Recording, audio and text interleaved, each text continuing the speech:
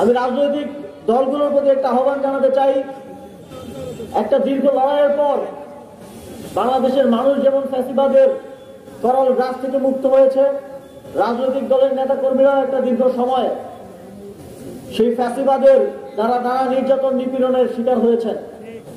আপনারা আবার নতুন করে চাঁদাবাজি দখলদারিত্ব করে বাংলাদেশের জনগণকে আবারও সেই দুঃশাসনের মধ্যে ফেলে দেবেন না।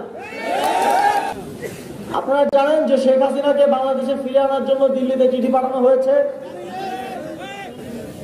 আমরা নিশ্চিত করতে চাই, যারা 24 জুলাই গণঅভ্যুত্থানে আমার ভাইদেরকে শহীদ করেছে, আমার ভাইয়েরা এখনো হাসপাতালে চিকিৎসারত অবস্থায় আছে, বাংলার জমিনে তাদের বিচার নিশ্চিত করা হবে।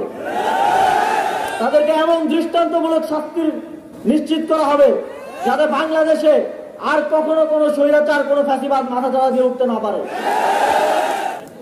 জুলাই গণঅভ্যুত্থানের এত রক্তের বিনিময়ে আমরা যে স্বাধীনতা পেয়েছি, সেই স্বাধীনতাকে দীর্ঘমেয়াদে যাতে এদেশের জনগণ ভোগ করতে পারে, সেজন্য সরকার সকল সেক্টরে সংস্কার কার্যক্রম গ্রহণ করেছে। জাতীয় ঐক্য ধরে রেখে কোনো ধরনের ফ্যাসিবাদী শক্তি যেন কোনো ধরনের পরাশক্তির সহায়তা নিয়ে আবার পুনর্বাসন না হয়, সেজন্য সরকারকে সহযোগিতা করুন। দেশের প্রশ্নে, সার্বভৌমত্বের প্রশ্নে ঐক্যবদ্ধ যদি আমরা থাকতে পারি, তাহলে কোনো পরাশক্তি আমাদেরকে কোনো প্রকার হুঙ্কার দিয়ে কিংবা ভয় দেখিয়ে নত করতে পারবে না।